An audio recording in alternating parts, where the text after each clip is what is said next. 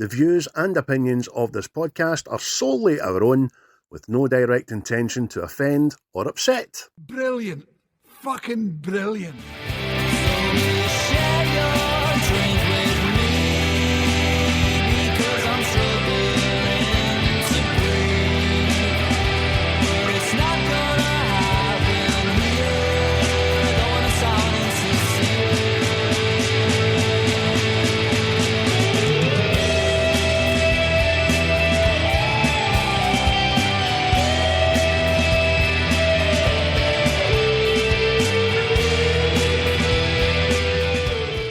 Hello everybody, welcome back to episode 23, season 5. Can you believe it? Season 5. I think we've been doing this for about a million years. Fucking feels like it anyway. And it's a special one, special guest. Well, first of all, my name's Craig. Get Chris here as always, and special guest, and the guy who suggested this film today, John Cameron. First of all, Chris, how are you? I'm hunky-dory. Sentient being today. There you go. Sentient. Fuck's sake. How much did you have last night? Thought you only had a couple of pints. I must have had a couple of pints. You're a fucking sentient being. Oh, I'm at one with nature. Well, you just need to stop walking about toe-cross bollock. Get one with nature. I'll do what I want. You will. And as I said there, folks, we have very good friend John Cameron on the show. John, how are you, buddy? And now I can't hear you. Oh, no. Oh. He's taking his earphones off. I think that Bluetooth can interfere sometimes. Here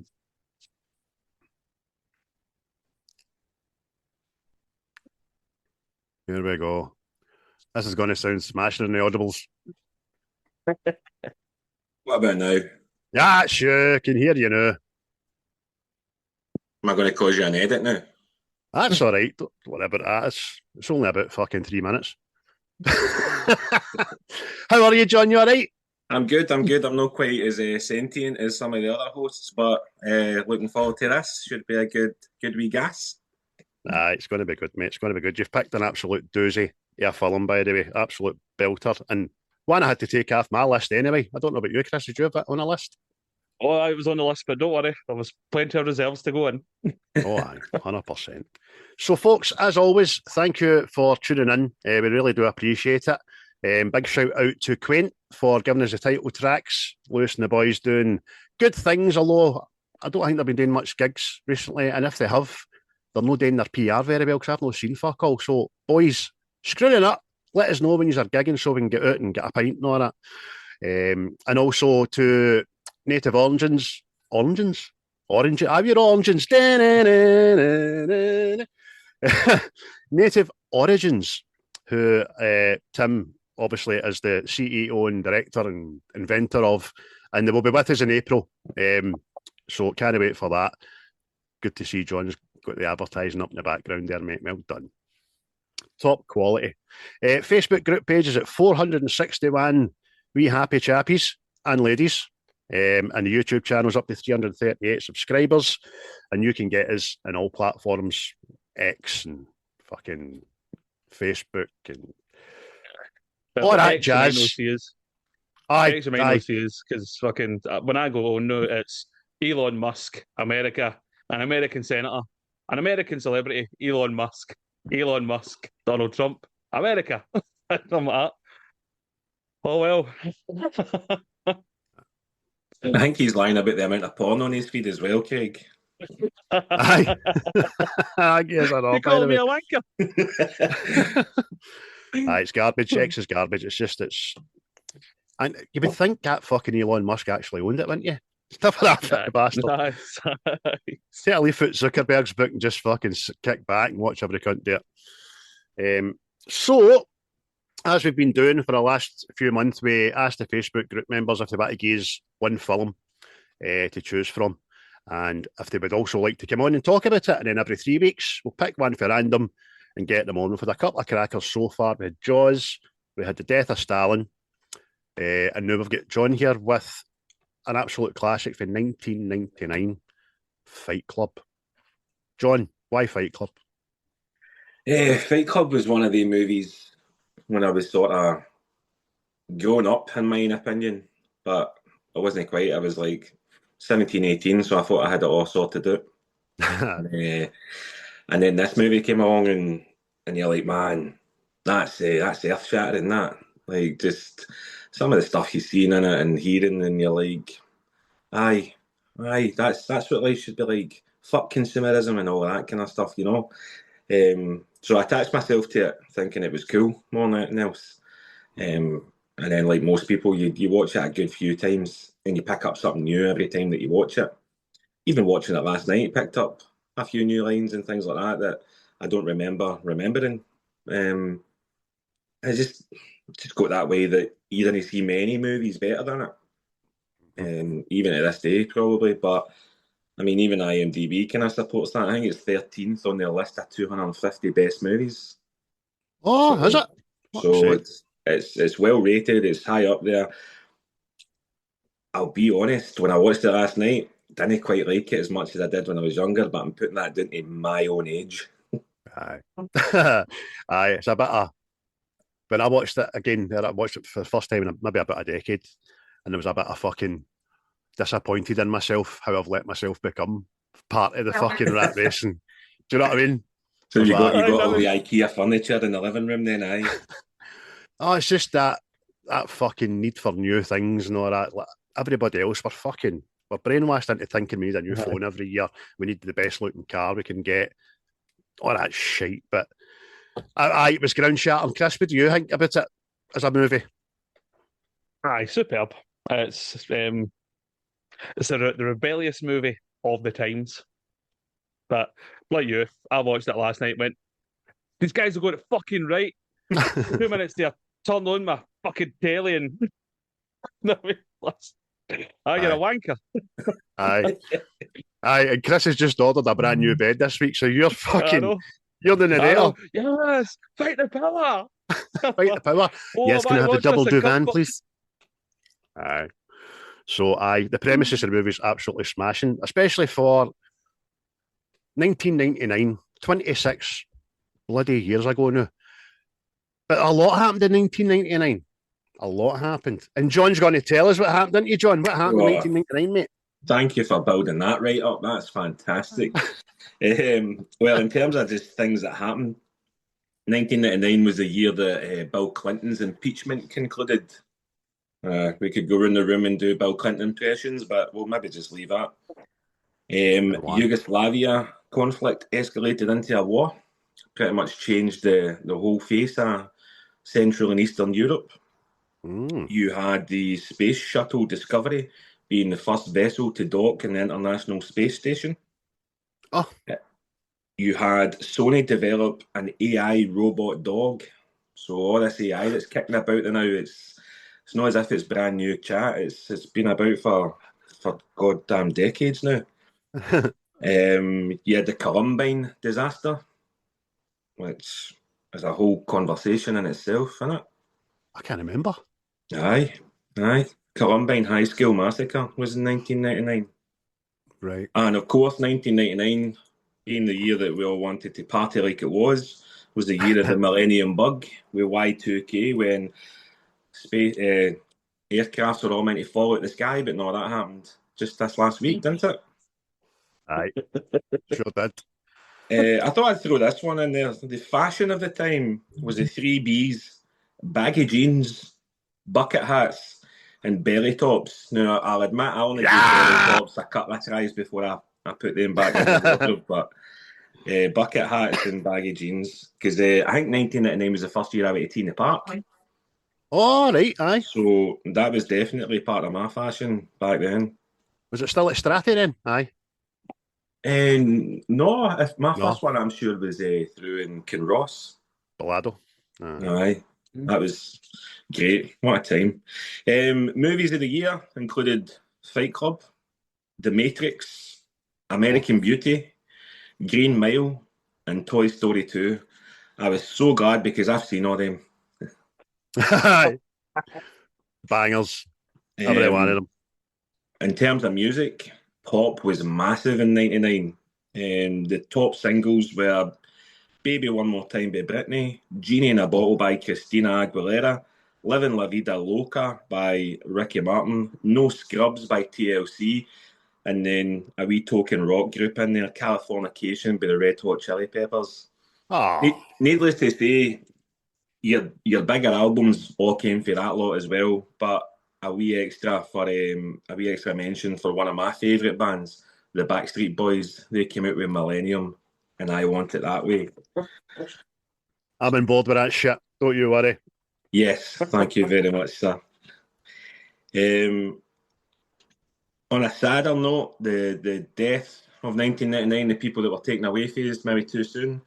JFK Jr., no, the other one, the most famous one, it was JFK Jr., so I don't know how famous he is to us. Stanley Kubrick passed away in 1999. He more than likely would have loved this movie. Buddy Rogers passed. Scatman John, Dusty Springfield, one of my own personal favourites for the wrestling world, Owen Hart, died in 1999. Jeez, was that long ago? Aye.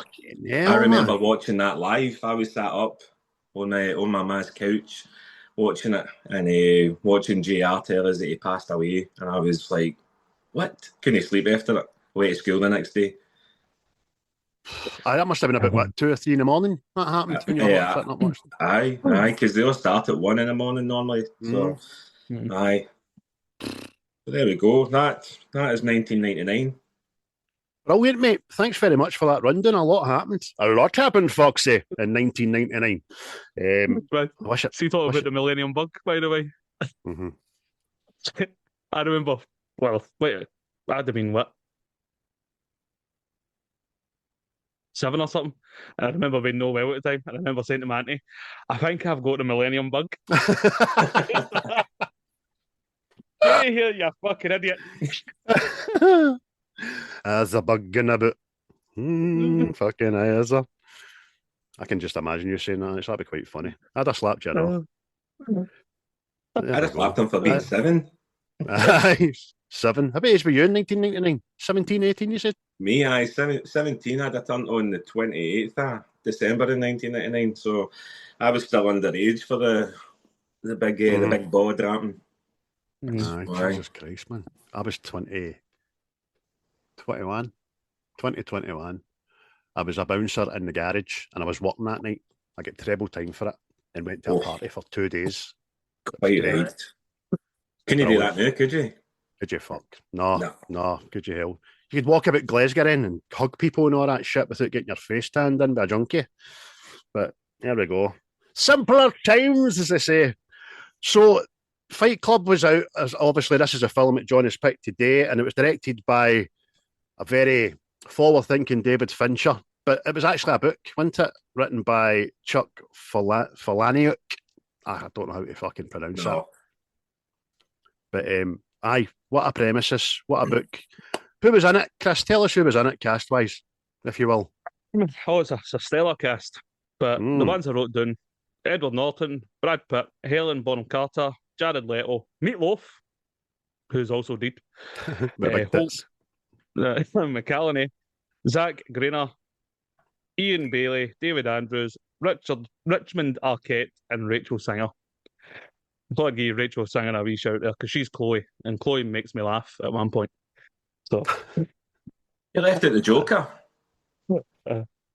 I said Jared. Oh, did you? Sorry, Chris. My old ears.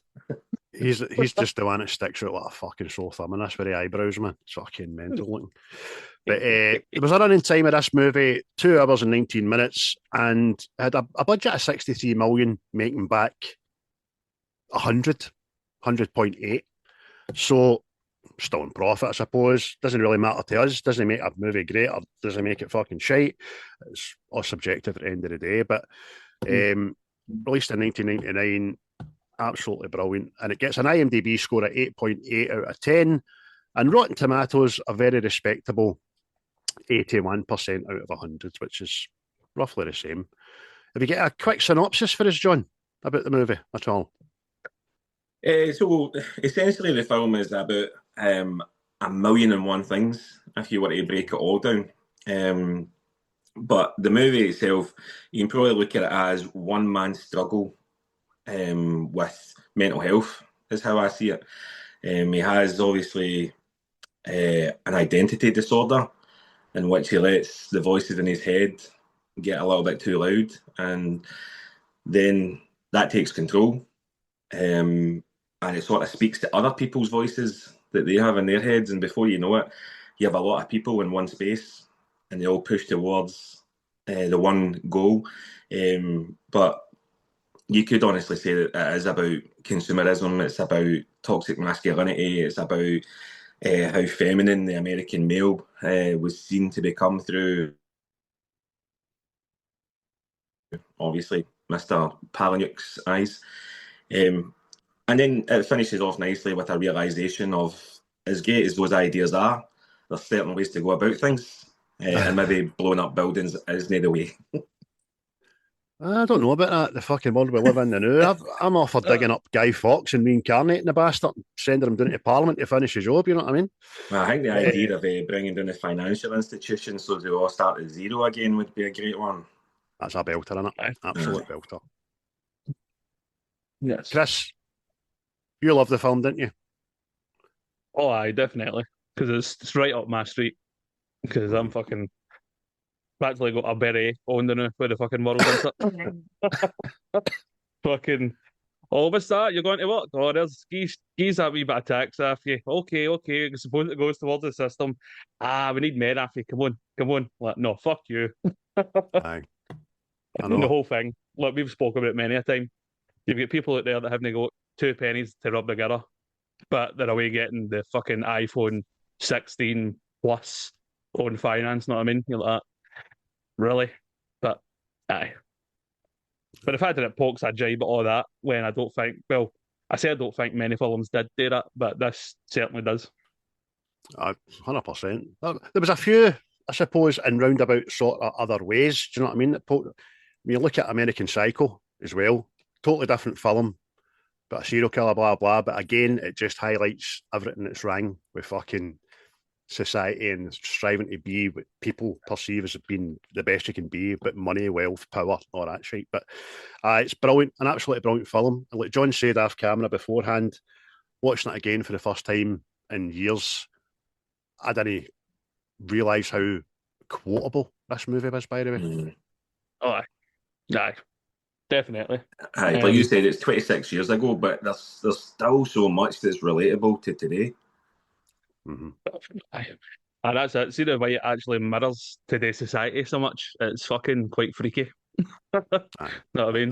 Talking about the toxic masculinity thing yet. The way the world is right now, guys are told, no, you need to be a certain way. The way you were is bad, know what I mean? And this is like the pushback against it, know what I mean? It's quite freaky how it mirrors today's world.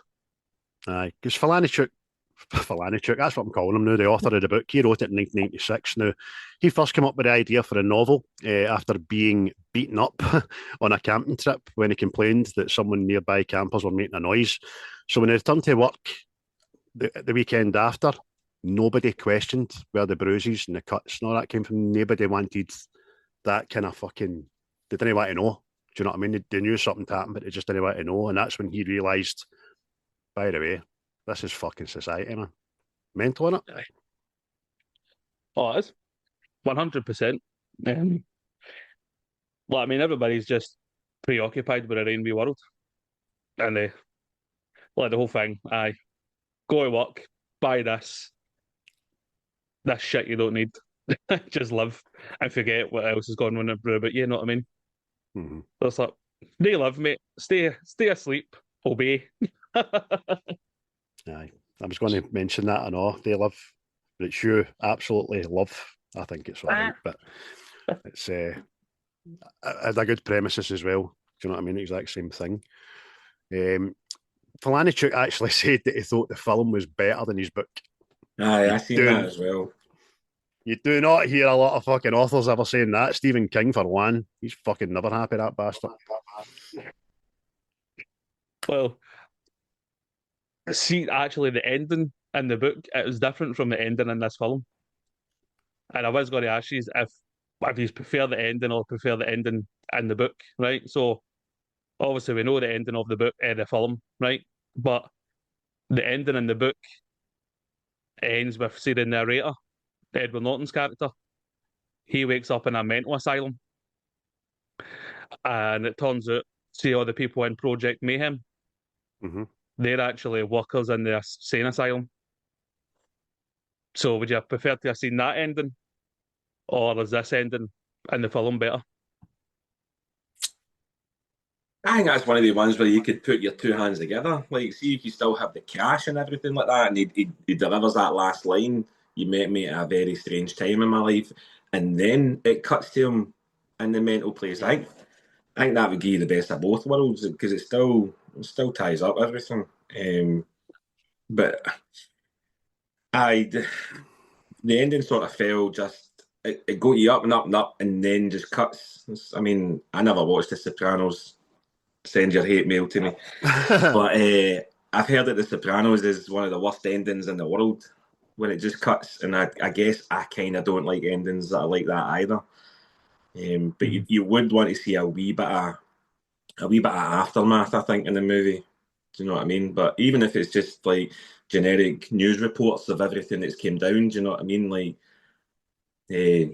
reporting about how that's all the financial institutions all gubbed and everybody's like panicking and it's chaos, and how the government's responding and all that kind of thing. Just like voiceovers, the way they do, like from one report station to another. Like, you could have added that in, but I would go for that mental institution ending, to be fair. I think that would have looked really good, because then you go to the Easter eggs are going, oh, he was in it.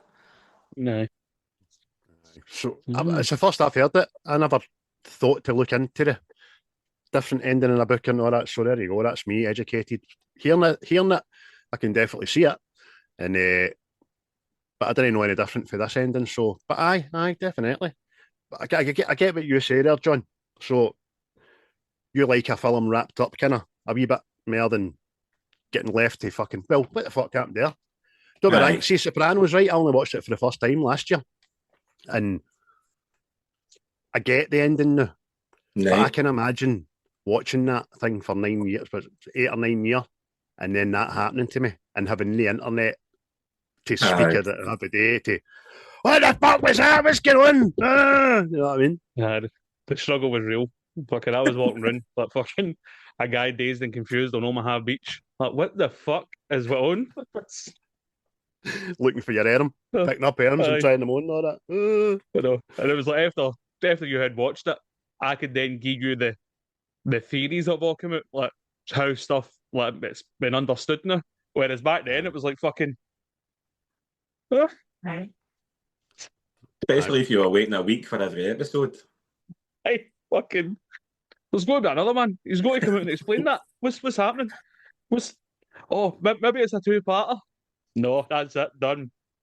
Up the road. See you later. Fuck you. Thanks for watching. But I get what you said there, John, about a kind of a 2 or 3 minute run out of the film, seeing the news reports, seeing like the financial fucking crisis, blah blah. Because I watched, see that Twisters, the second one there that was no longer. I didn't like it, but see the last 3-4 minutes of it, that was kind of like that. It showed you how their project worked and tornadoes were getting better, and that was a better fucking 7 minutes than the fucking whole film. So I totally get it. See what I was going to ask you as well? It's the end of the film, right? Obviously the narrator shoots himself, right? And Tyler like disappears. So I've always had it in my head that he's now in control of Tyler, and that part of his personality is now part of him, sort of thing. But I've read other theories, and that's Tyler's dead, and the narrator can just go back to living his normal life, sort of thing. But how did you see that Tyler's gone, or is he now part of the narrator for life? Know what I mean?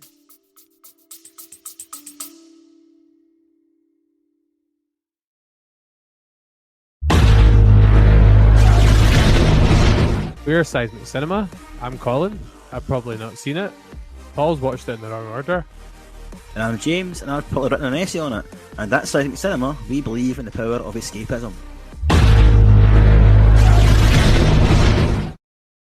Oh, thank God for that. That'll do. Well, I couldn't believe that he ate a bullet and didn't die to start with. The more I thought about that, the more annoyed I became, I think. But in the artistic sense of it, I kind of saw it more like, the way you're seeing it, like he got rid of Tyler, but he almost sort of absorbs him in a way. So like he might go back to living his own life the way that he wants to live his life, but he'll do it with the confidence and the freedom that was Tyler, because that's what Tyler was. He was a vision of just everything that the narrator wanted to be. And when you look at the character throughout the whole thing, it's all about confidence. It's all about ego. Do you know what I mean? And that's what, half the time, that's what mental health is, isn't it? Where you struggle with them. So I saw it as a kind of, not a killing, but an absorption. So in a way, they made it like a sci-fi movie. Do you know what I mean? A wee bit like Highlander, where there can be only one narrator. Aye.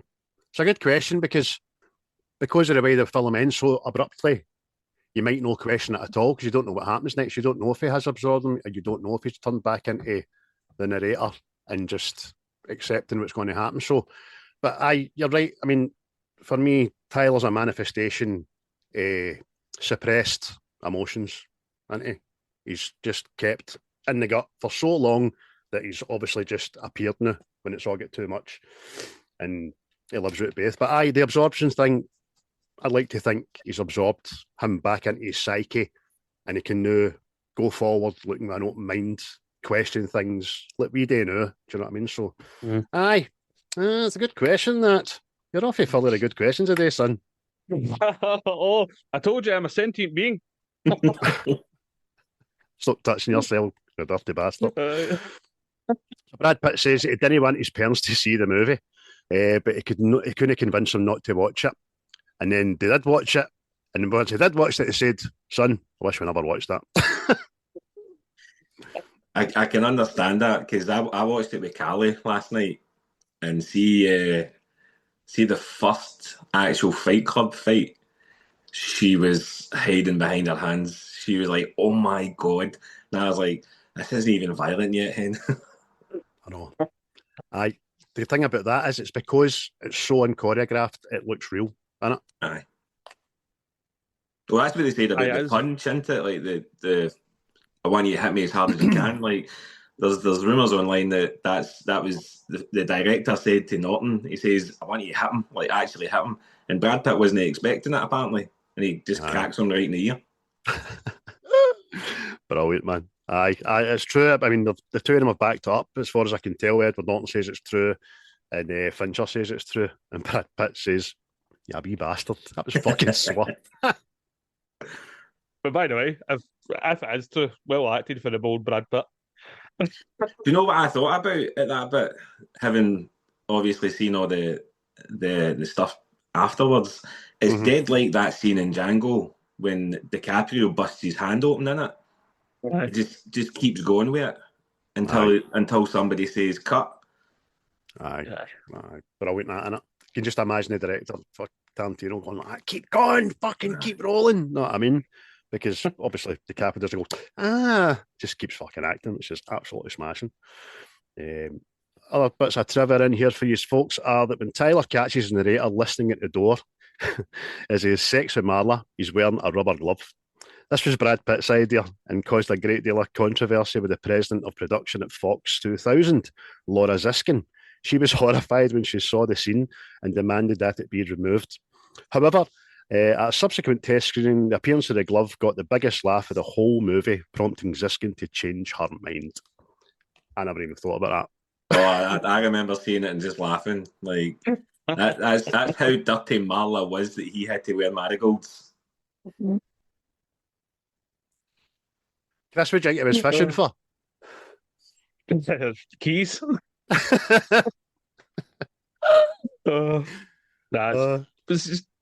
As serious as that film is, and it pokes at serious things in the world, it's hilarious. Mm-hmm. But it's like a dark comedy. Aye. It's caveated with, I think, equal amounts of humour throughout, because it's got to keep you up, because a lot it's fucking making you down, you know. Can I give you 2 hours of absolute seriousness, can it? Like, no. Everybody comes out the cinema radicalised. That's burnt down IKEA. to be fair, no many people seen it in the cinema. To be like, when you compare it to loads of other movies, I'd seen something about that. Rosie O'Donnell had a bit to do with that, because she spoiled it as soon as she seen it. She didn't like the movie, and she went on a talk show or something and said, just better that. He turns out to be him. Aye. Did she? Aye, what a cow, yeah. Who the fuck's listening to Rosie O'Donnell in the first place, right enough? But what a jealous, fat, ugly bastard she is. I think she maybe auditioned for the part of Marla and didn't get it, so she was just a wee bit jealous. Aye, fucking hell. Can you imagine Brad Pitt fucking turning up to do a sex scene with that fucking mess? Jesus Christ. I'm sorry, ladies, that are listening to us here, but I don't give a fuck. She's a hot mess. By the way, look, there's ladies that listen to this, aye?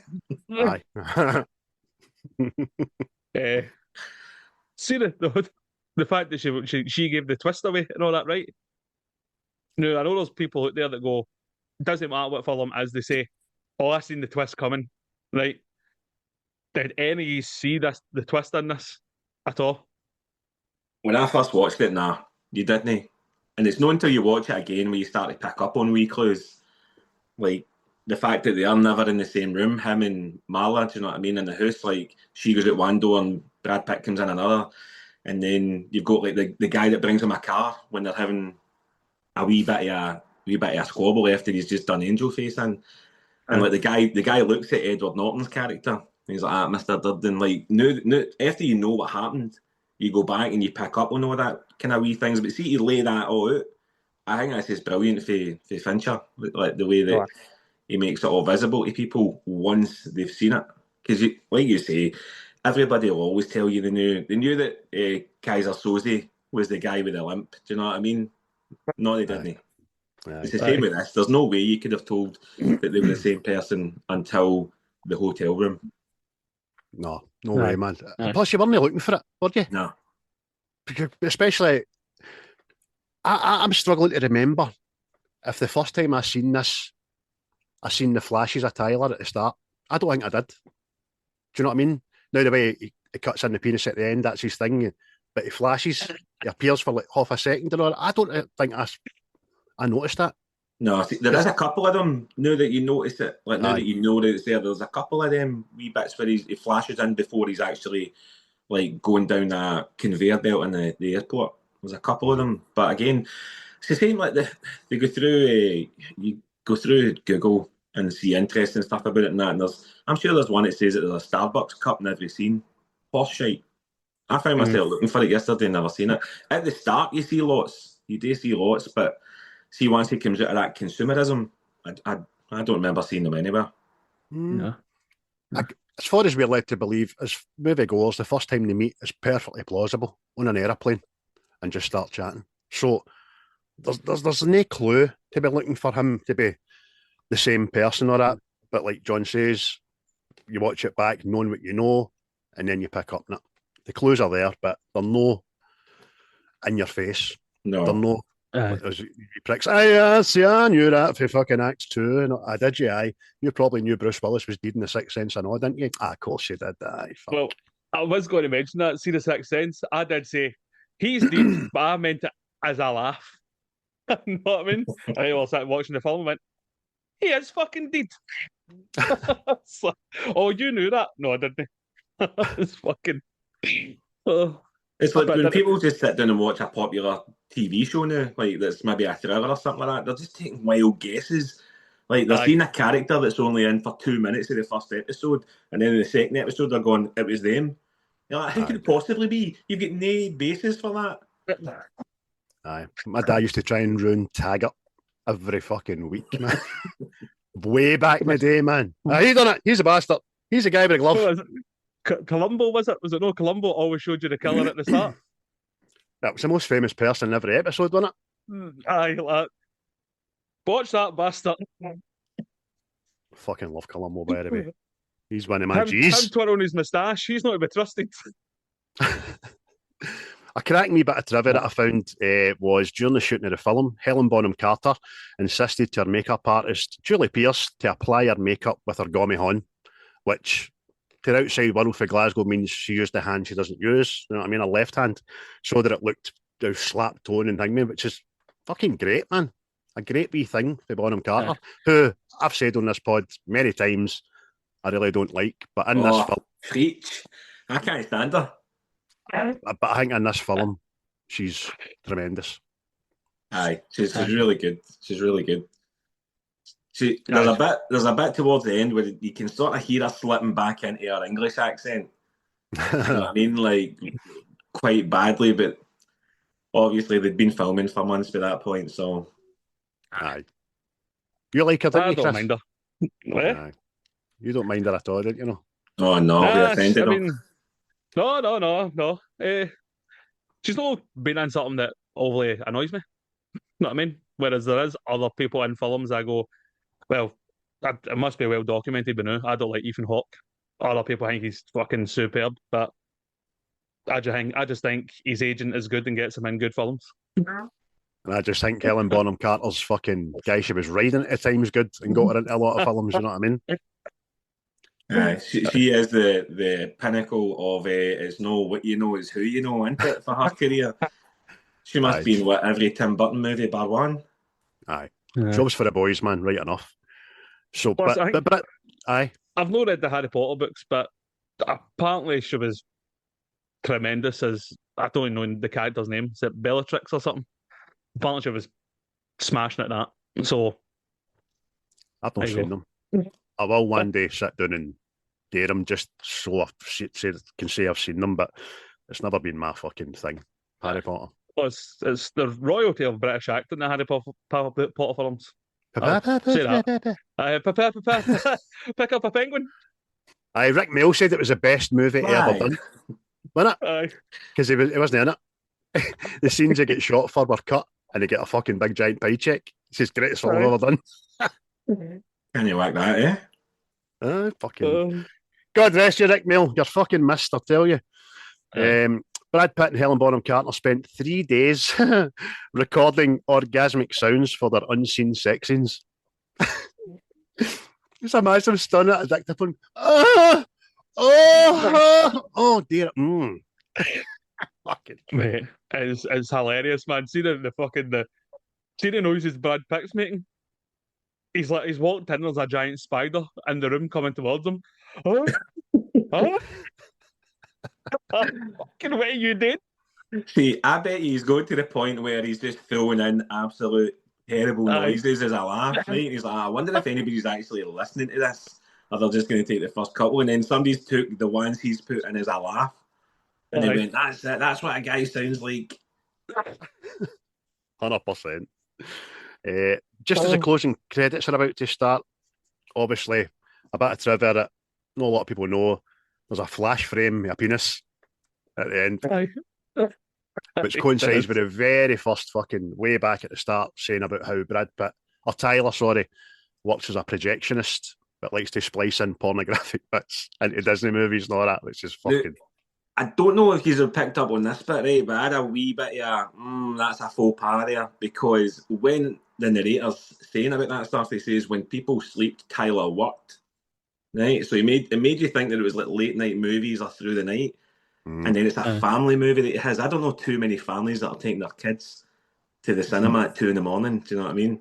But if you're taking your kids to the cinema at 2 a.m, you should be expecting to see a big flaccid bobby. Do you know what I mean? Nice big cock. Mufasa's no right. I see that wee lassie just greeting. I was fucking ending myself, man.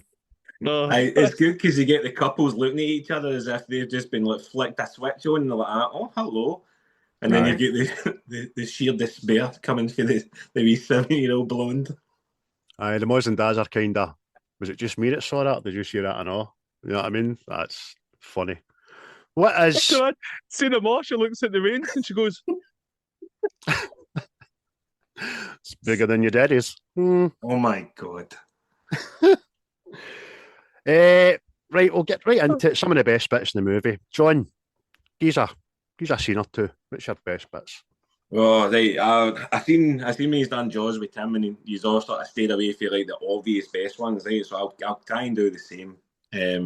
One of the bits I liked, obviously, the movie starts with the narrator in a chair with a gun in his mouth. And when Brad takes it out, he's like, got nothing to say.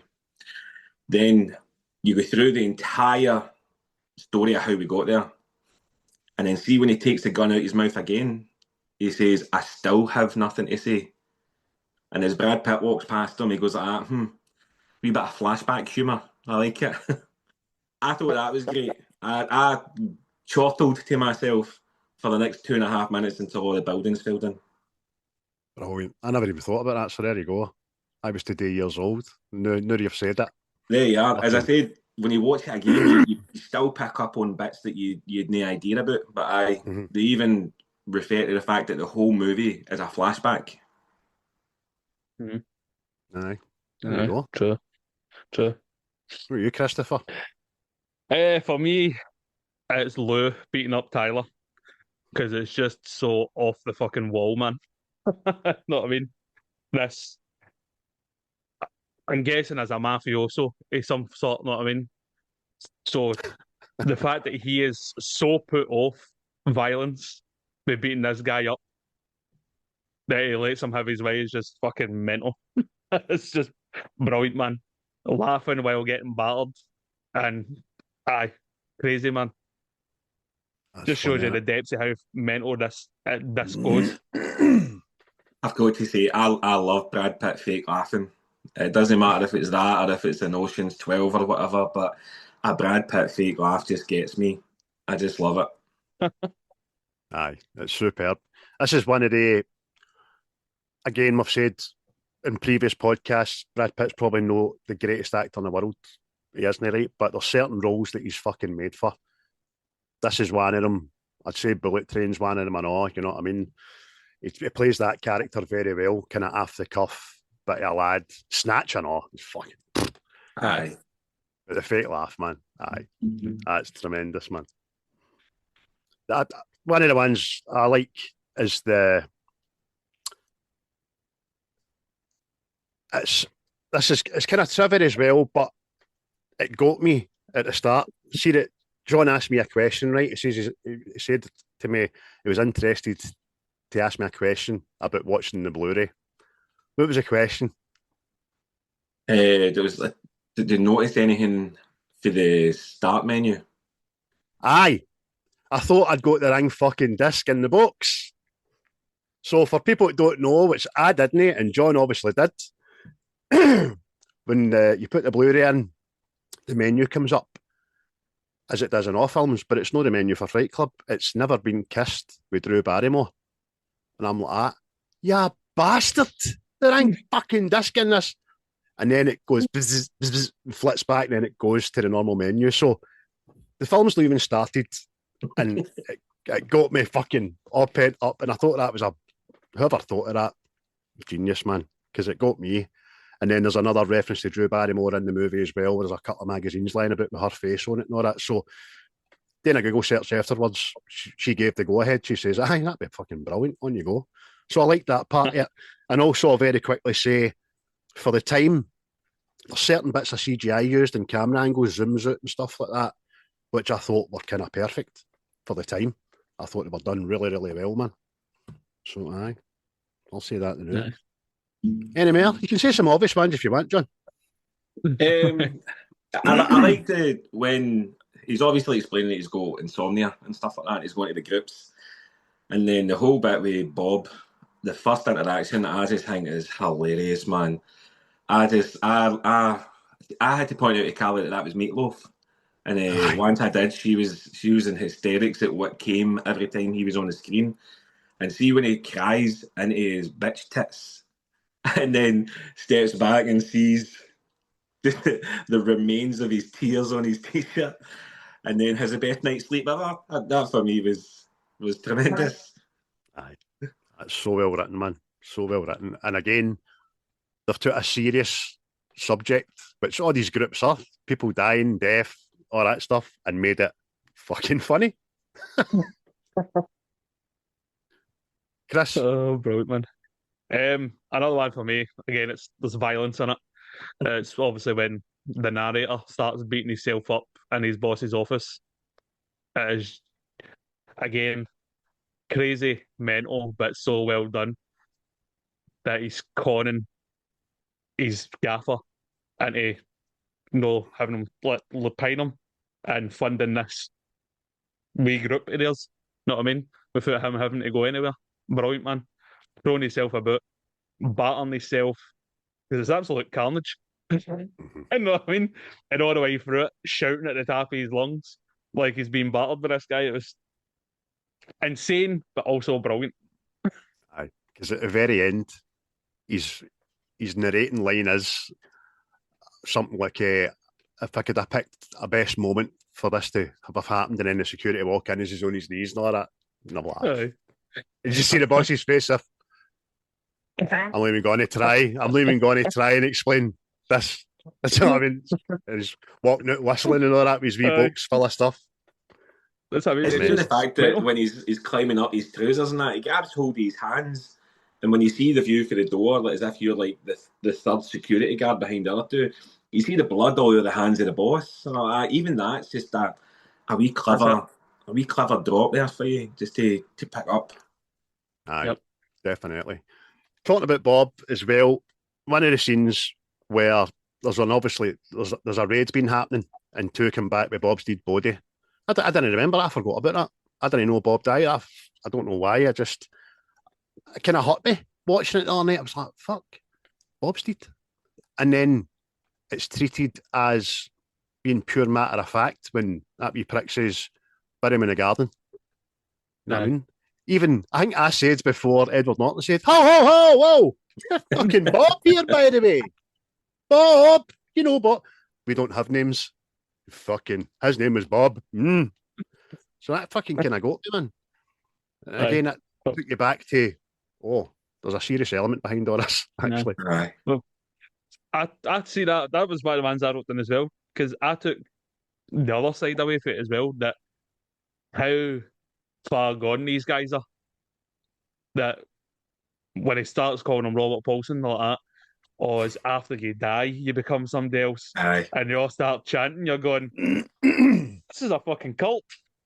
Aye, because obviously it's no long after that, Tyler kind of disappears and he goes looking for him, starts plane hopping from city to city, which is great in itself, by the way. And then he hears the guys in the kitchen saying that, he was Robert Paulson's. Like, for fuck's sake, man. Great. Me and my older brother used to do that as a joke. See, it was something, whatever it was something like, no, you should be doing this. This is how you do this. So we used to just go, his name is Robert Paulson. Like, fuck you, stop a bit. Any other ones? I've got to love when the narrator batters the absolute living snot out of Angel Face. For me, it's the most graphic bit in the whole movie. And the thing is, see if you've seen that out in the street or on a TV show or anything, you'd think the guy that done it is an absolute piece of shit, an absolute asshole. There's nothing that could have justified doing that. But they set the movie in such a way that you wanted the narrator to batter him, all because Angel Face seemed to be Tyler's wee precious thing. And that's all it was. It was just a bit of jealousy. But you're like, fucking hit him again. It wasn't just even the fight itself. It was everything that they'd built it up to be. Like, they gave you the backstory that this was a wee sneaky bugger to watch. And then he gets his comeuppance, and his comeuppance happens to be a whole broken face. Yeah. That's for Mobius, you bastard. Totally right. Mobius. And then it takes you out yourself when you know, obviously, the end of the film, because how must Angel Face have felt being like taken into the bosom of the top kiddie and then fucking Laird? He'd have been, do you know what I mean? I'm your favourite. Even take it to the start of the fight, he'd have, like, they obviously all pick who they want to fight and stuff like that at times, and to be picked by Tyler Durden, head of the operation, that's the one guy you would want if you're out of everybody in your circle that you're going to want to fight. If he's chose to fight you, and like fighting is this great thing to them, like it's a reward almost, like they get a sense of euphoria for it. To then get absolutely probably that close to dying. Aye, it's some roller coaster. Plus, I think it's the whole thing as well. It's like another message to everybody else. Like, I use all think he's my wee favourite, but look what I'm done to him. This is bigger than all you, sort of thing. And there's no one favourite. Aye, that's like when Clement eventually dropped Tavernier. See? Fucking, there's nobody safe in this team, boys. Let me tell you. For me, I'll say the whole opening act of the narrator narrating and just getting you right up to fucking speed with who he is, where he is, what his life is, what his job is, how he's a fucking slave to QVC, and then he starts going to the groups. It's great. It's brilliant. It's engaging, and it's more entertaining than I remember it being anyway. It's just Edward Norton. A lot of people don't like Edward Norton. I don't think he's in enough things anymore, really. I think he's a great actor. I've never seen him dial it in. He's been good in whatever he's been in, even kind of wee shitty films like the remake of The Italian Job and all that. He was great in that. And he's a fabulous actor. So I thought that whole opening act was great. Absolutely great. But that's what I was going to say. See this film, this is why the films I go, Edward Norton. But this is why the ones I remember him for. This and American History X. You know what I mean? Aye. Because he's brilliant in both of them. And even seeing the first, is it Primal Fear? He plays a wee guy with a split personality. He's smashing it. But again, I like Edward Norton. Aye. He plays himself in the Birdman film. You know what I mean? Where he's trying to critique the play and all that, and apparently that's what he does behind the scenes in films. You know what I mean? But I reckon Fincher went like that. No, listen, son, you're here to act. Fuck up. Because apparently he's not the easiest guy to work with, which is probably why he's maybe not got as many roles as he wanted or he's getting at the moment. But he's tremendous. I just like that whole opening gambit. And I just thought it was fucking hilarious how he eventually pulls Marla. Says, you're a hitchhiker. What you doing here? He's pulling her up for being him. Do you know what I mean? It's fucking great. But I even like how that whole bit goes on and then they're negotiating which groups that they can go to. Do you know? Like they're having a wee it's so serious, these groups. Do you know what I mean? It's all about morbid stuff and how hurt people are that go to them and everything. It's all about grief, essentially. And here they are, they're bargaining with each other about who can do what. And it's stuff like, no, you've got both the parasites, you can't have both the parasites. No. Come on, that's mine. I was there first, though. That's tremendous. And they're just trading it off like fucking co-parenting or something. Right. I don't know. It's fucking great. See that whole thing? The narrator character going to the meetings. What is it you think that it gets for that? Know what I mean? Like, know how he's an insomniac and he can't sleep. What do you think it is he gets for the meetings that helps him? Something like that, is it just you feeding off people's grief? What is it? Well, know what I mean? Well, it's a real thing, isn't it? Let's be honest, there's a real thing where people go to AA meetings and fucking what do you call it, grief counselling and stuff like that. There's professional mourners out there. People just spend every day going to funerals just to greet. So I don't know. He probably gets the fact that his own emotions are suppressed. He obviously doesn't know that with regards to Tyler, but he's letting something out, and maybe it is a bit of morbid that there's people out there worse off than him and all. I don't know. What do you think? I think it's all about that first night that he cried and he managed to have a good sleep. He obviously thought that was a cure for his insomnia. So then I'd say it's made to go with kind of addictive personality, because as you look at the fight clubs and how they evolve and everything like that, it's more and more, it's excess, and then culminates with, again, like going from Fight Club to Project Mayhem and blowing up the world. So I think it's, for me, it's about addiction, which is funny because he's at like AA and things like that, but no for AA. Aye. I was wondering because I was like, just what's the release valve? Know what I mean? Is it just the fact that I don't know, letting go in the world, accepting death or something? I don't know. So I asked the question, but he's gave good answers there. Good answers to good Thank you, questions. sir. Do you know what? Good by sentient beings. Don't know about that. There is no wrong answer to that question, son. That's what's good about it. I mean, no, Marla's just there for fucking free coffee and donuts, as she says herself, which is smashing. Which is a good pull as well, isn't it? Because it was all Krispy Kremes, half of them, wasn't it? Oh, aye. Fucking best of gear there, man. You don't get charged £4 a donut in America for a Krispy Kreme, I tell you. See, I've got all sorts of questions for this, lads. All sorts. You know when he's in the house and he's talking about there's all these books that somebody has wrote and they call themselves like Jack's Left Foot, Jack's Rage and all that. Do you think it's him that's wrote them? And then he then starts adopting that when he's talking about things? Which means how long has he been in that house if it was him that wrote it? I thought they were for like Reader's Digest entries and stuff like that. Like, it was for a magazine, was it not? I think there was a big anthology. It was journals, wasn't there? That's what I'm talking like. I am Jack's fucking left foot. I am Jeanette's nipple and all that. And he says there's like a whole fucking anthology of these, know what I mean? Something like that. Is it him that's wrote it? And then as the film starts going on, he starts going, I am Jack's bruised ego and all that. And I'm going, did he start adopting that? Or is that like a foreshadow that he had already wrote the books? I think you could argue that he definitely did write them. Because the whole movie is about him creating another persona with Tyler Durden. So what's to say, didn't another part of his brain just went like that, I'm going to be Jack, and then just started writing personal stuff about Jack? I mean, there's nothing to have stopped him being Jeanette either.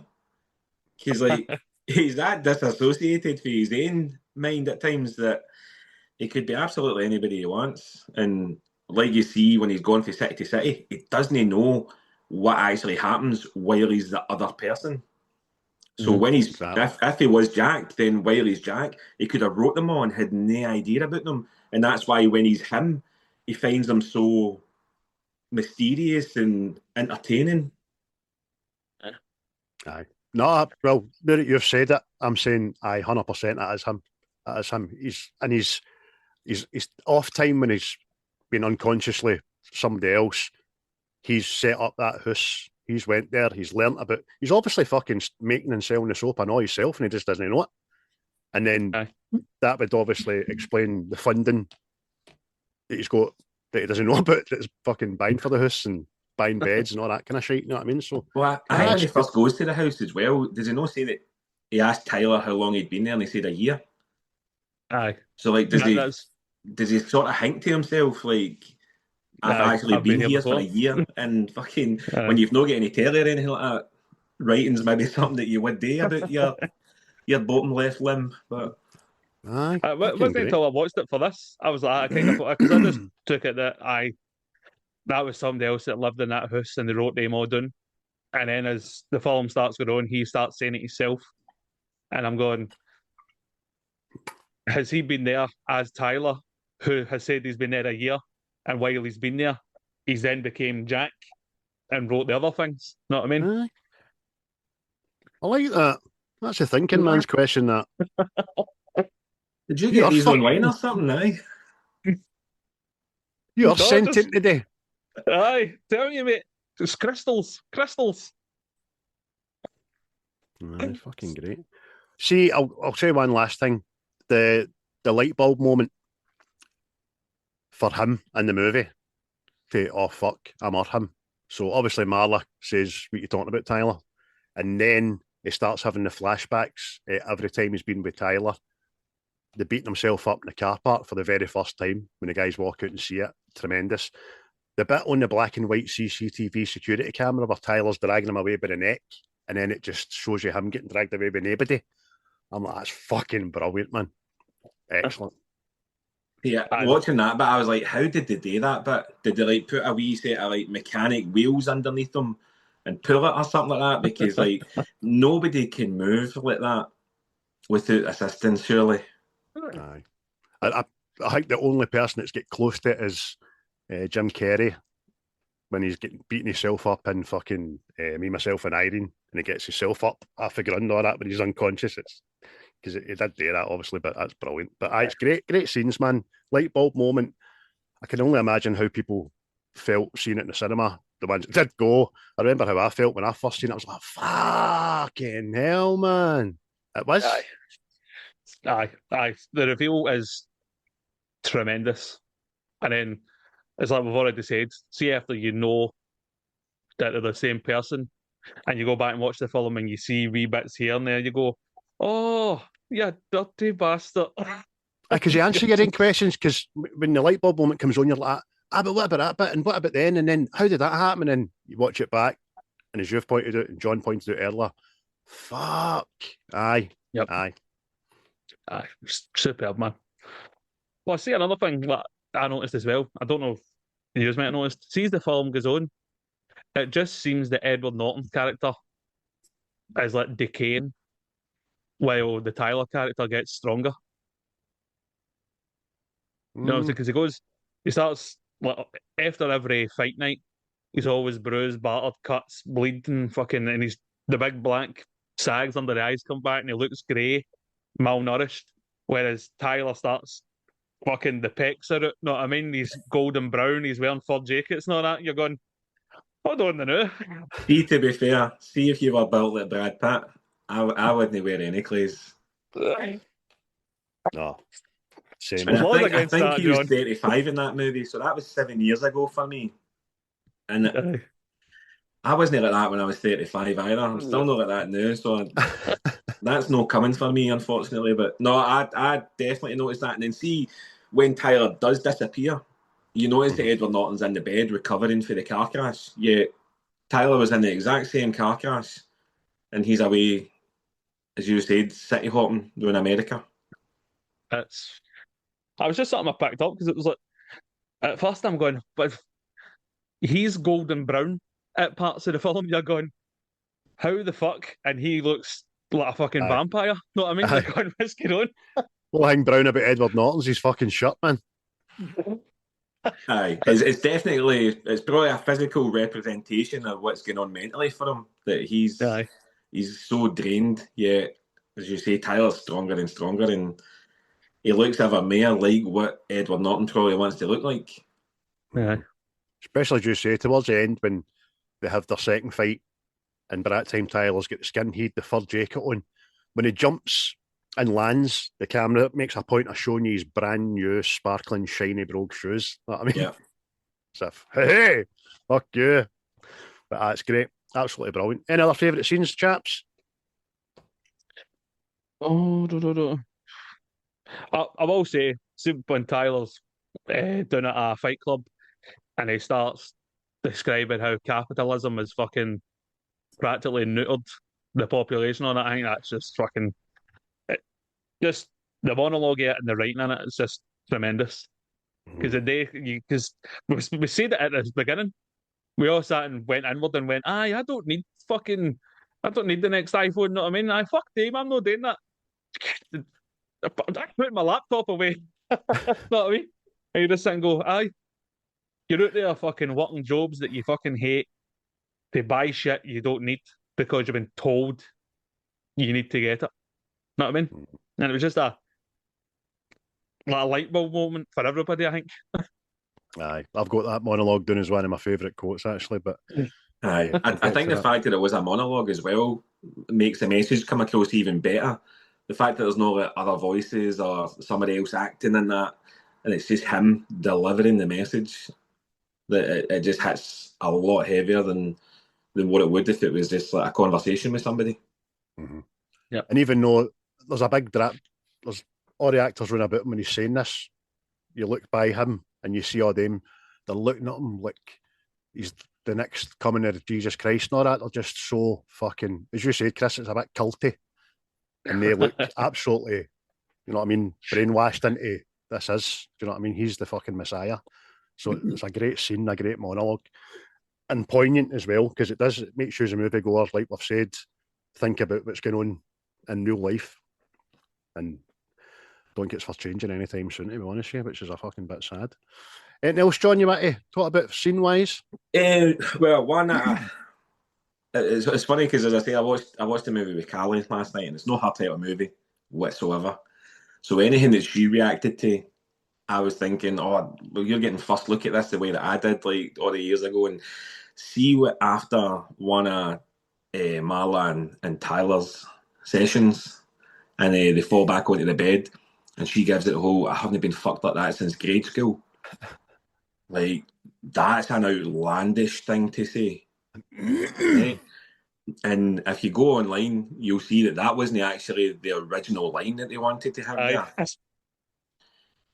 Like, apparently, what she says the first time is, I want to have your abortion. And you're like, fuck me. But they changed it to the haven't they been fucked since grade school. And apparently all the producers and the studio and whatever said, no, like, that's wild, you need to take that out. But they'd also fought against the abortion line, and that's when they came up with it, haven't they been fucked since grade school. And Fincher decided to keep the more offensive one in. Yeah. No, I mean, I think it's 50-50 for which one's the more offensive one there, but I still think that just sums up everything about Fight Club, because, like, apparently, what did you call him? Faraniuk? Is that what we're calling the author? Aye. Apparently, he wrote Fight Club because his other novel got knocked back by the company that he was writing for, because they thought it was too graphic, and he wrote this one. So this became his second novel instead of what he'd actually originally intended. And it's obviously stepping on toes and waking up people to ideas that they maybe don't want to think about. But I just feel like there's a lot of stuff in the movie where they've dared to push the boundary, and people that weren't comfortable with it have said, no, you can't, and then they do it anyway, which essentially is like a strong message in the movie itself.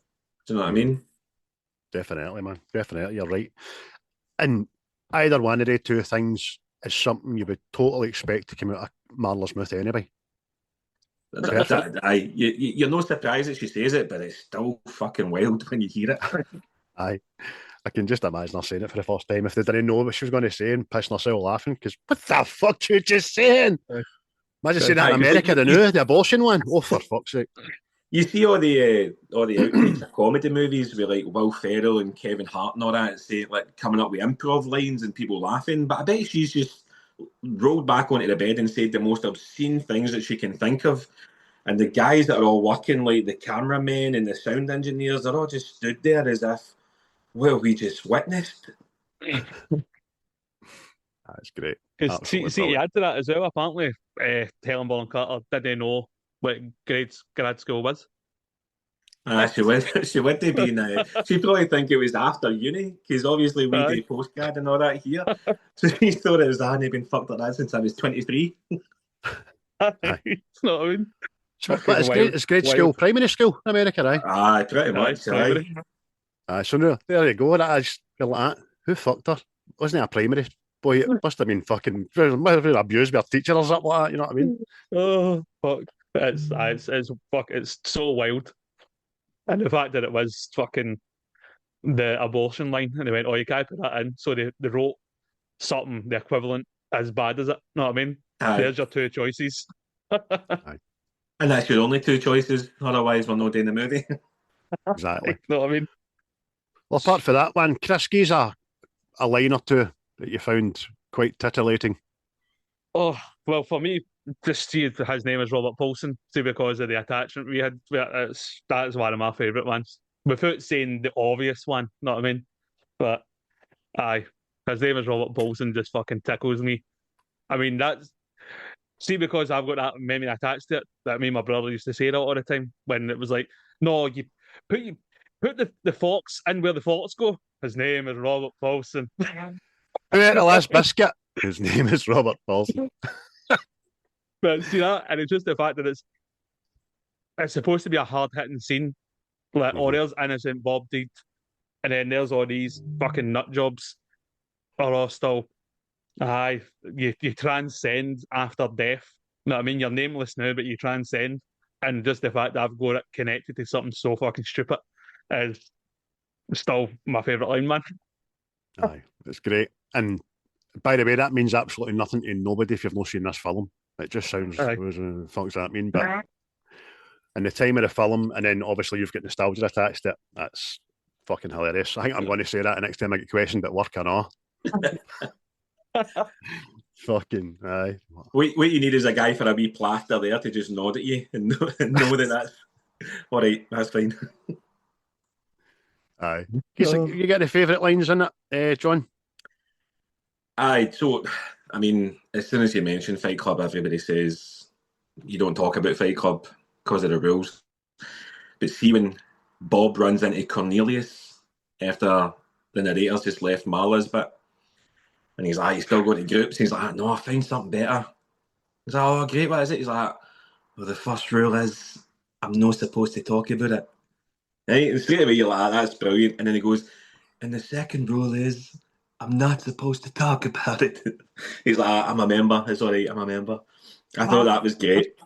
Aye, it was fucking great wee line. Meatloaf's good in it, by the way. He is. He's been in a few things. That's what he has. But I think I know it shouldn't be, but I think the most uncomfortable thing in this film for me is his tits, man. It's not the faces exploding or the bullet going off in somebody's head and all that. It's just it's a challenging wank. He's got nipples and all, man. Like, oh, I can't watch that. The worst part is there was no fat suits or prosthetics used in that. But I won't do that. Fuck's sake. I wondered how long it was going to be before that gets said. John set me up there. They set me up. As I said at the start, right, I didn't realise just how quotable this film was. There's some fucking like hard-hitting good quotes in it, like the things you own end up owning you. Brilliant. That was one of mine, I know. Because again, it's subtle and it's fucking very true. Especially when it comes to mobile phones these days. It's fucking people can't go and take a shit without taking a phone with them. Aye. It's mental. It. I feel like that's an attack. Aye. But you're right, mate. I mean, Christ, we live in a world now where me and you and Paul in the work the other day were talking about pillows, you getting new pillows, and then you turn on TikTok shop, there's a guy punting pillows at you. You know what I mean? Aye. Everything's in your face. Buy this, you need this, blah, blah, blah, blah. Well, your microphone's always on, telling you, man. Aye, know what I mean? Aye, that's how I laugh when people go like that. The government, they're going to put tracker in us. I mean, they're going to track everywhere we go like that. You're fucking carrying a phone. Great. He's another one, John.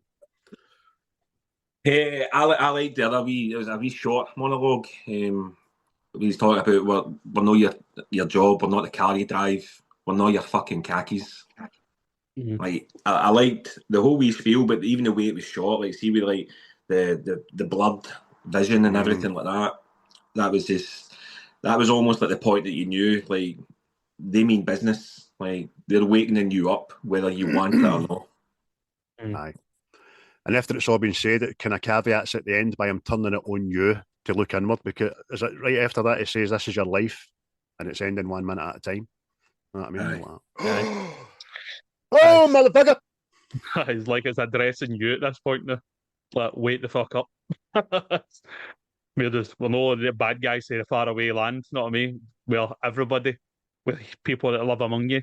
And you're like, oh, that's true. What about you, Chris? He's an R. One of mine's, again, because it sounds so sinister, and it's just you can swallow a pint of blood before you feel sick. That's quite graphic, that. Aye, that is graphic, but you end up pissing yourself because when he says that as a narrator, he looks at his colleague, doesn't he, and smiles, and he's got a fucking mouthful of blood, doesn't he? You're like, oh! Fucking hell, man. The fact Zombie. that somebody knows that as well. Like, who found that out? Aye. Did they sit in a room and everybody had a different amount of blood to drink before? Like, here, you take a Coke can size. You have a pint, I'll have a gallon. Aye. It's not right, man. Just there's so many things unsaid about that makes you just your mind wander. Like you just said, how would you know that? Mm. And how often has that happened to this character that he knows he can swallow a pint of blood before he feels sick? Just wild. And did the study start by saying, we asked 1 in 100 people to try a fucking different measure of blood? It's mental, man.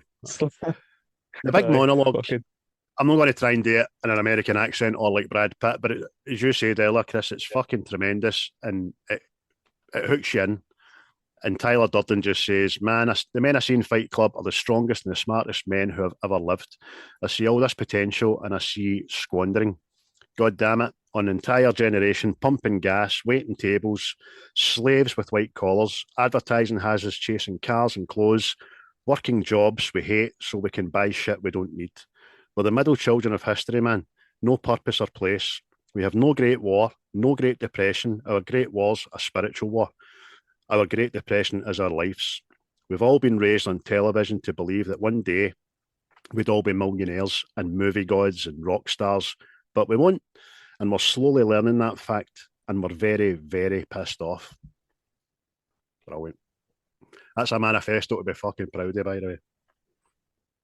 And again, it's something that you can take all of it, or you can take bits of it, and you could plonk it straight into 2025, and it's still as relevant today as it was then.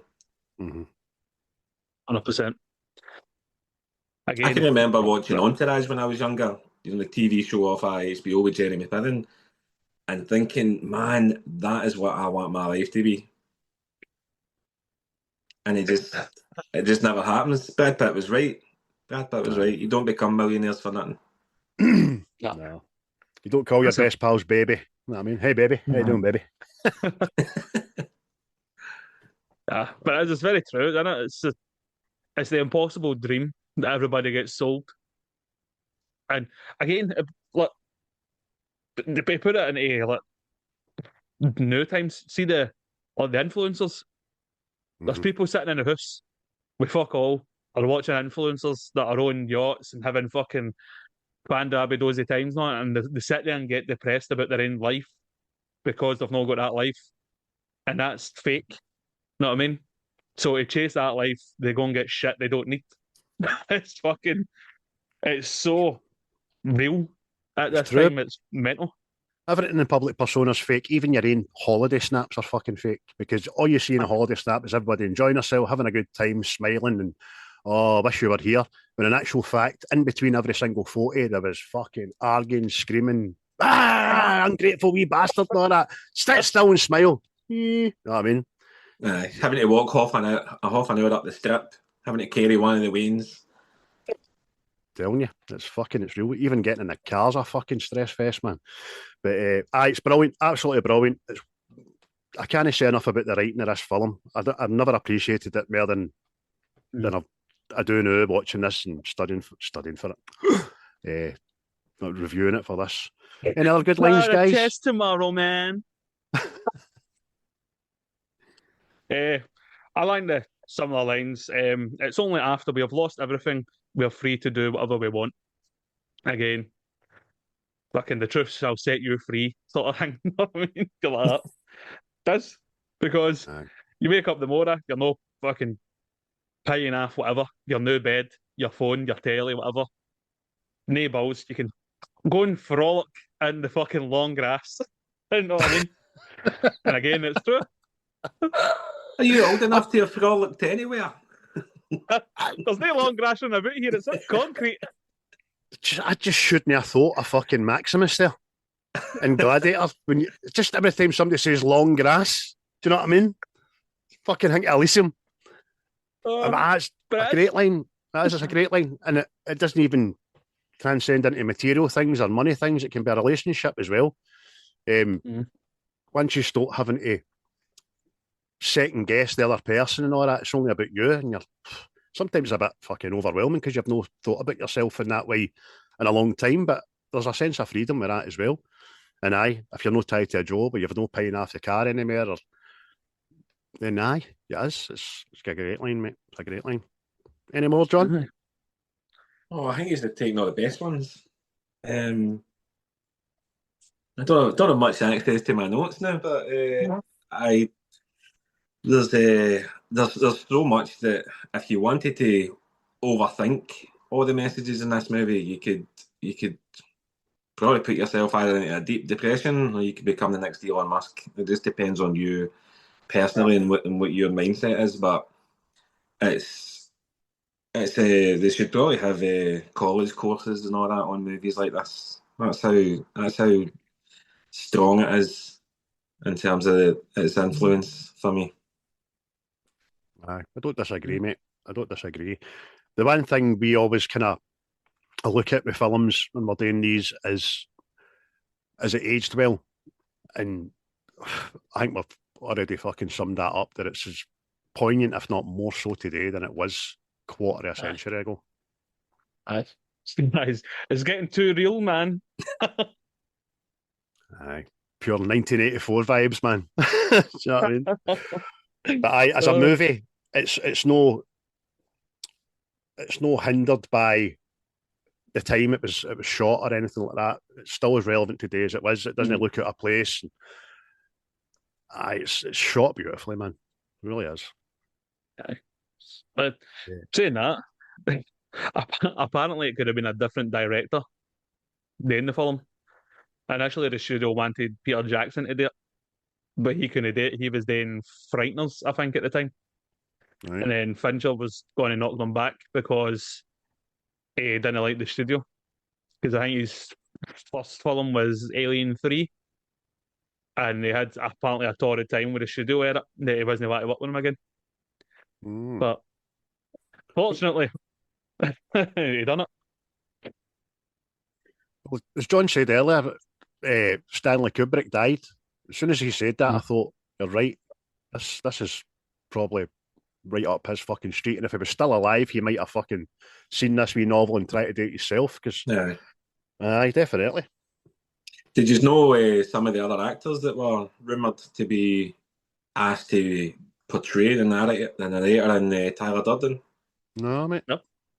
So apparently Matt Damon was who the studio wanted. They wanted him for the narrator. And I think they wanted Russell Crowe to be involved in it as well. And Marla was going to be Courtney Love. Oh. I think Sean Penn was maybe looked at as well, according to some places online. But I think this is one of the movies where you can't see anybody doing the role other than who did. And as much as I don't like Helena Bonham-Carter, this for me is by far and away her best performance. And I know that Edward Norton apparently turned to Brad Pitt after it was debuted at Cannes. And the crowd were like fucking looking at each other as if, what the hell was this? And I think some people even booed. And Edward Norton apparently said to Brad Pitt, he's like, this is the best movie I've ever been in. Aye. I watched that interview because I was watching the Fincher one as well, and he says, as I'm sitting there, we're talking about the collective audience age would have been about 73. And he says, this young woman looked at me and just narrowed her eyes at me, and he says, we didn't make it for you. It's fucking brilliant, man. I'll need to watch them, man, because I think that'd be quite funny. Couple of lines as well. Well, one line anyway.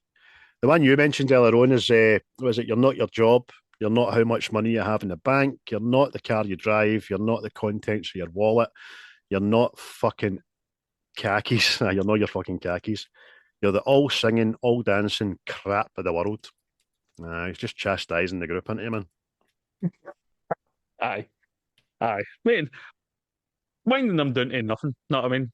Because essentially they are nothing, and they need to be nothing for the future plan. That's how you control people, that's what a great leader does, isn't it? Or dictator. I think that's how mental this is as well. Like how smart it is as well. Like how it goes for guys that are disgruntled with their life, just want to go to a club to vent. You know what I mean? Just punch something so they can go back to functioning in normal life, and then how they just become more and more radicalized to essentially be anarchists, terrorists. You know what I mean? Mm-hmm. And it's just how quick it can slide. You know what I mean? If you've got an ideal, you can put in people's heads and just push it. You know what I mean? Or just carry on itself. But there's essentially Tyler started this, but he says himself, "This is bigger than me. This is bigger than us.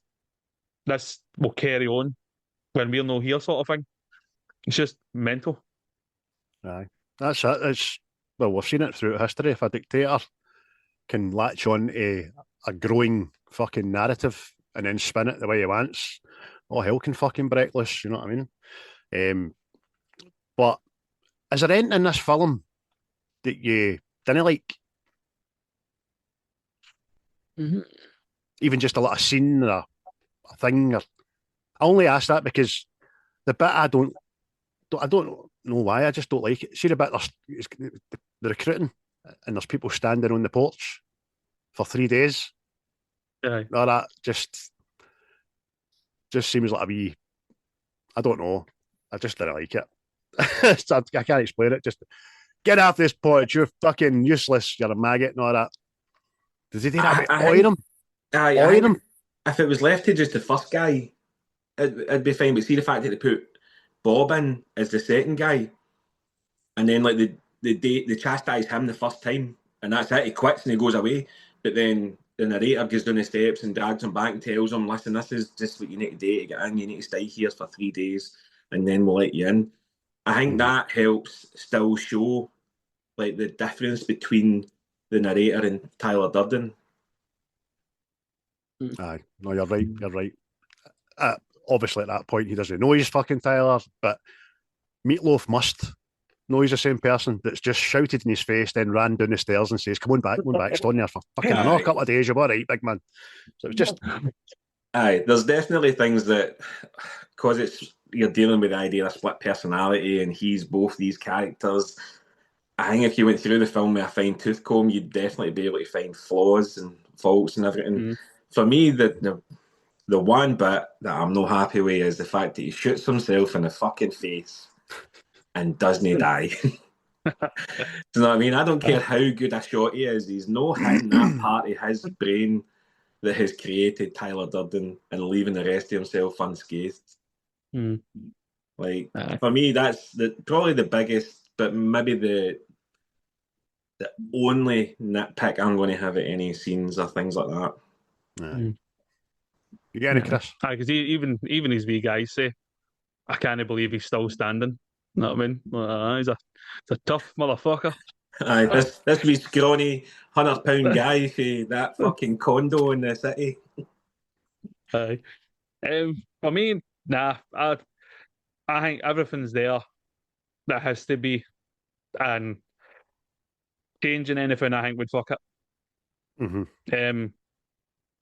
I know you were saying about the recruits showing up at the front door, but I think that was more to show if these guys are really all about it, sort of thing.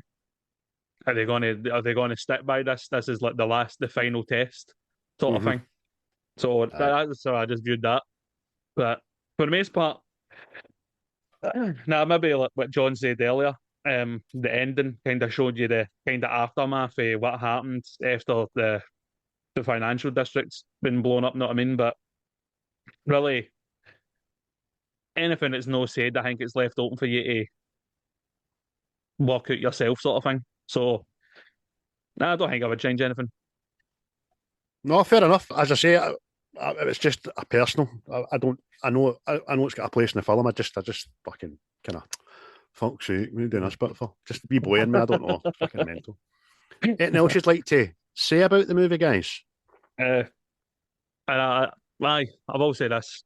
I hope somebody did take Chloe and give her a one last good shafting before the end, because the last it was more than accommodating. I think the guy that they cut to in the rose, I think as soon as she says that, I think he's the one that goes for it. I think they've left that open to your interpretation, but I think he's definitely seen it. Because even that you just don't expect that to come out of her mouth, and it's like desperation and sad at the same time, but it's funny. Just fact that she goes closer to the microphone, she's like, I have anal things. Can you hear me? Can you hear me? For the guys in the back. Nah. That's the last thing I want. I want to Chloe to get a wee shout out there. Because it tickled me. First time it tickled me. I have dildos and lubricants. It's just, get away from there, you dirty bastard. So Tyler's got marigolds. Fuck you. John, what you gave this film out of 10, mate?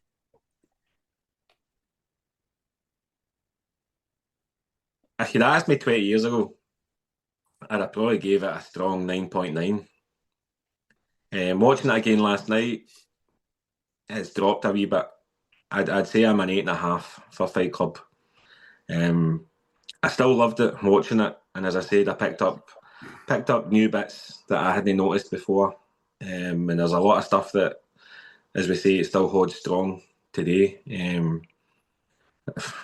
Personally, I think it's a wee touch too long, but I think I would still give it an 8.5 because I'd still watch it again, and I know that I would find something else that I've not seen the next time that I watch it.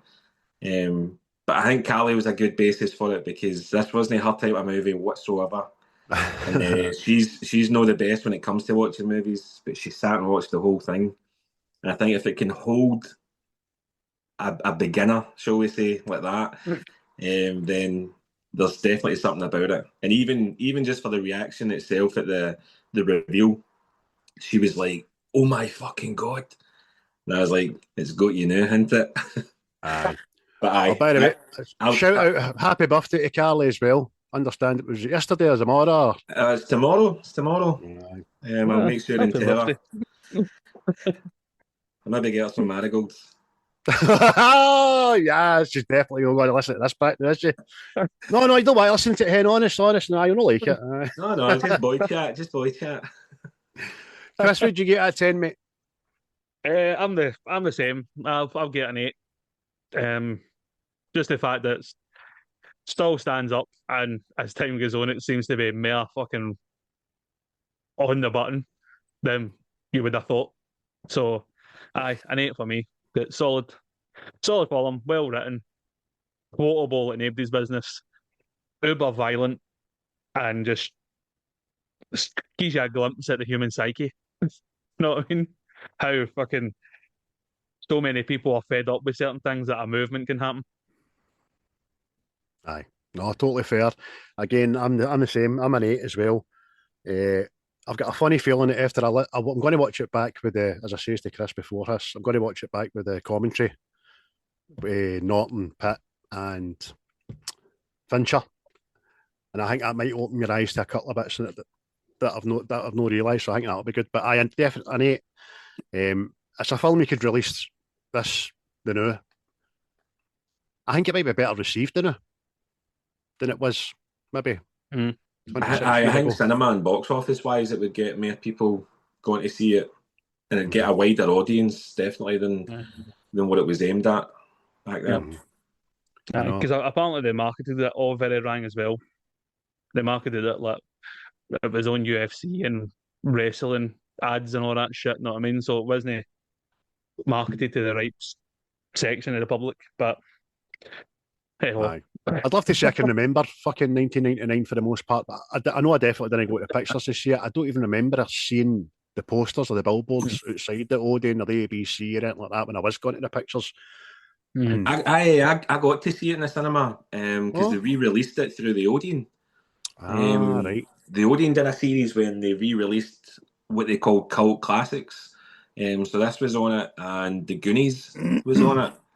So I went to see this in the cinema maybe 10 years after it got released, and it was myself and the lassie I was with at the time, and then one other person in the whole cinema. In the whole theatre? Aye. Fuck's sake, man. Jesus Christ. I've got the feeling that I remember it being kind of portrayed as a kind of indie film. Do you know what I mean? I don't know why when I had Brad Pitt in it, for fuck's sake, but Mm. Aye, and he was getting paid $18 million to be in it. No much indie about that. No. But when I seen the budget was 63 million, I was like, oh, fuck. It just wasn't marketed or put out there. Or maybe the studios and the theatres just were like, nah, as well. Do you know what I mean? There's a lot of that going about. But 3/8, 8.5 from us, ladies and gentlemen. We hope you enjoyed the review of Fight Club 1999. Certainly enjoyed watching it again. I'm sure we all did. You can catch us on. Well, you'll be listening to this at the time, so you're catching us on whatever you're listening to us on. But if you want to listen to us on something else, we are on everything, and as well as our YouTube channel. If you want to see John's wee pretty face, put a voice to the face. That's what you do. Listen to it, right, and then go and watch us on the YouTube channel, and get the hankies out and the curtains drawn. You know what I'm saying? But sentient being everywhere. aye, sentientism all the curtains. But just listen, John, thanks very much for coming on, mate. Been an absolute pleasure. A great guest. You've had some great insights, great answers, great chat, and it was a brilliant film, mate. So thank you. No, thanks for having us on. It was great to go back and watch it, and as I say, pick up stuff that I hadn't even seen the first couple of times around, and to talk about it with guys that equally liked it. Because, like I say, I've not got that in the house, shall we say. She doesn't even watch anything. I can't even get her watching Moana. Do you know what I mean? Aye. But no, it was great. It was a wee trip down memory lane. I fairly enjoyed it, lads. Thank you very much for having us. Excellent. Before you go anyway, John, you're head for picking movie bingo. All right. Who's left? Who was the last one? Craig's. Was it my list? I was Young Guns. Aye. Oh, right, okay. Let me get my list up first, John. Where can I find the fucking thing? Movie bingo. Movie bingo, movie bingo, movie bingo, yeah! You should definitely just jingle that. I know. Do you know, I just bought a guitar last week. I need to strip it up, and fix it first, and then I'm going to fucking record, man. Fuck it. Right, John, it's 1 to 50. There's a few away, but I'm not going to bore you with all the numbers. Go. If it's there, it's there. If it's no, it's no. I'll let you know. Right, I'll go with my age. Right, we'll go 42. 42. Oh no! We're Brad Pitt again, boys. We're Brad Pitt again next week. Oh yeah, dancer. And it's the movie 7. Oh, that's Fincher, I know, is it not? Aye. So it is. Oh, fucking hell. Dear. What's in There you the go. box? The bag. Ah. I can't wait to hear the Morgan Freeman impressions. I can smell you. What? Andy Dufresne was my best friend. Andy Dufresne was raped that day. I'd like to say that Andy fought the good fight. I wish I could say that. Brilliant. Look forward to that. Not seen that. And I fucking... No, I went to see that 2 years ago. Just like you, John. Was it last year? They re-released that in Cineworld. I went to see it. I'm sure I've seen that, aye. So I was actually going to watch that because we watched this. So, there you go. A fine film. And Tell you what, boys, I'll just set them up and use knock them out the park, right? Brilliant, mate. Absolutely brilliant. And that'll be the penultimate episode of the series, just before the last one, because we usually do 25 a season. That'll be episode 24. 7. Smashing. Great cast again. So, before we go, folks, just remember, tune in, subscribe, like, share, comment. And before we go, actually, I put a thing up on the Facebook group page last night because I was sitting with a wee whiskey and feeling quite cheeky. And it was a picture of Kelly MacDonald, right, who has been my movie crush ever since fucking Trainspotting in 1996, I think it was. And I asked the people, who's your movie crush on it? John never answered, obviously. Yeah, I didn't answer because I thought you would probably bring it up today. Aye, but I'm going to ask it. That's what I'm going to do. I'm going to ask it. But I'm going to read you some people's first, then I'm going to ask you two who uses her. So, James Patterson, or James Patterson, as I like to call him, gave us a monologue about Michelle Keegan and about how she was in. He actually met her in the Savoy back in the day when she was going to be, in his words, the prick for Towie. To tell him, I says she's married to that prick. Aye. You know what I mean? Ragnar Potter, good pal of mine, he says he's a young boy, it was Pamela Anderson, and then he gravitated towards Denise for EastEnders, the black woman for EastEnders, so I quite liked her, actually. Joanne Duff, who had I put my mortgage on, well, Joanne Wild now, sorry, I'd have put my mortgage on her saying Brad Pitt, but she said, I've moved on, and then posted a picture of Jason Momoa. But our number one will always be Slash for Guns N' Roses, which I kind of knew anyway. And then my pal Don Grossert fucking put up a photo of Chib for Sons of Anarchy. What's his name again? Tommy Flanagan. Flanagan, that's it. Him. And then she also put a picture up of Kurt Russell in Overboard. And then lastly, my wee pal Charlene is she posted a gif of Rocky and Drago in the ring. I says, what one is it, Stallone or Lundgren? She's like, Beth. So there we go. So John, who's yours? I had a wee thing when I seen it, and I was like, oh, I don't remember having one, but then I can't remember what movie it was for either. I don't know if it was X-Men or not, but Famke Janssen is mine. She's a 90s Famke Janssen I'll put up against anybody. She's a handsome woman, that, by the way. Oh, yes. And she's a fucking mutant. Yes! Yeah, well, that helps, doesn't it? Christopher. What's his name? Philip Seymour Hoffman. What a party he'd fucking have, I tell you. Yeah, I know. Oh, that was a good night out with Philip. I don't know. I'll just say young perverted me was Jessica Rabbit. Know what I mean? I think it was drawn that way, so you just go fucking infatuated with it. I'm not bad, I'm just drawn that way. I think that was fucking... Chandler Bing's favourite celebrity crush and all, was it not? It was. That's before you were born. I know, but I watched it as but a young child. And you're going, oh, yeah, she's no bad, huh? Christ, the time you were born, it'd have been a period drama. Fuck's sake. Well, I'm getting the grade school jokes again. Yeah. I mean, you can't go wrong with Charlize Theron, know what I mean? Oh, Halle Berry. Remember Halle Berry and Swordfish? That was smashing that. No, I remember it in Monsters Ball. What one she got her jabs at? Is that Swordfish? Nah, Swordfish. But I'm just that. Mate, I'm a sentinel being, mate. I'm there for everybody. You're an equal opportunities employer, Chris. That's what you are. That's it, mate. Everybody's beautiful, man. Aye. Oh. So there you go. It's a bit of fun. So get on the Facebook group page, folks, if you aren't already. And if you want a film reviewed, drop me a line and you can be world famous for an hour and a half, just like John was today. And no, it's that good. I would do it again. That's what I would say to everybody. Mate, you're more welcome. Gives another suggestion. Just wrap it in and I'll stick it on the list. But that's us, folks. Jean Grey and X-Men. What was her name? Aye. The original one. Aye, because I've seen her in the faculty and all that. Aye, go with her. We'll go with her. I know who I said. Aye, you did say that. That's her. Is it? Aye. It's John That's what I thought. I thought that was you just realising who said that. Does that mean we'd be crossing swords? Oh. I see when you said that. I thought that you were talking about her that played Mystique, because I can now remember her name. And I was like, oh, you mean like Jennifer Lawrence? No, the first one. It was her. She was in Species, I know, wasn't she? I think so. Oh, here, that's what it was. Species, half of Species. That's what it is, because I watched that film Species religiously as a small child. It's probably not the right film to be watching, but we'll go with her instead. Because it couldn't have been watching the fucking Alien, put it that way. No. Oh no. There's Xenomorph. He's got two mouths. Anyway, folks, listen, thanks once again. Goodbye from me.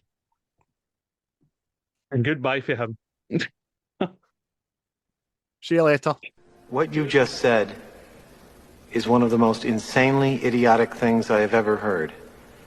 At no point in your rambling, incoherent response were you even close to anything that could be considered a rational thought. Everyone in this room is now dumber for having listened to it. I award you no points, and may God have mercy on your soul. The views and opinions of this podcast are solely our own, with no direct intention to offend or upset. Brilliant. Fucking brilliant. Share your dreams.